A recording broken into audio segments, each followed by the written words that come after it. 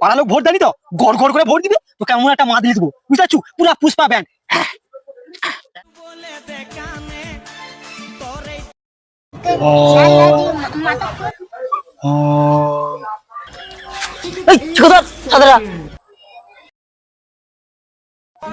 আমি যেটা দেখতে পাচ্ছি তুমি যেটা দেখতে পাচ্ছি এবার আমি ইলেকশনে দাঁড়াইছি কোনো মতো আমাকে জিততে হবে।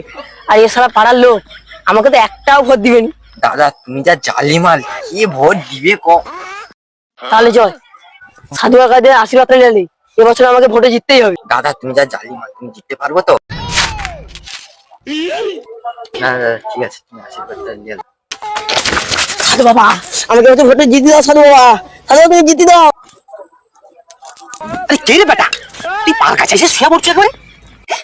আরে কি হচ্ছে খুলে কো দেখি কিটা হয়েছে একবারে একবারে পার কাছে একবার শুয়ে পড়ছে একবার। আর সাধু বাবা এবছর আমাকে ভোটে জিতে দাও। সাধু বাবা জিতে দাও। আর এই এলাকার মানুষ যা তো আমাকে একটাও ভোট দিবেনি। সাধু বাবা শালা মূর্খ বালক, সাধু বাবা বলছিস?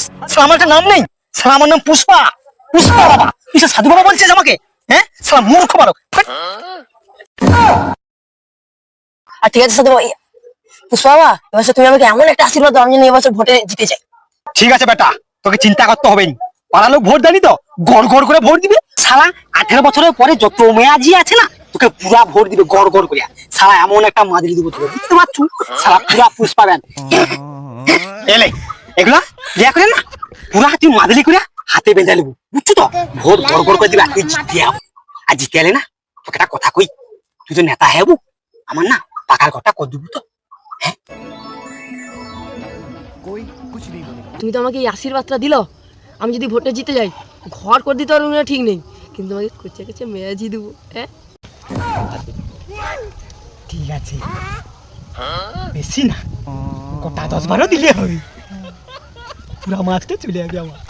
পাখার ঘর দরকার, তুই ওটা কইছু মাঝি দেবো 10-12টা দিলে পুরা মাছটা টালি দেবো, বুঝতে পারছি তো? চিন্তা করতে হবে নি, তোকে আশীর্বাদ করবি, তুই পুরা জয়লাভ হবি। আচ্ছা বেটা চলে যা, তুই একদম জয়লাভ করবি, তোকে কেউ আটকেতে পারবি না।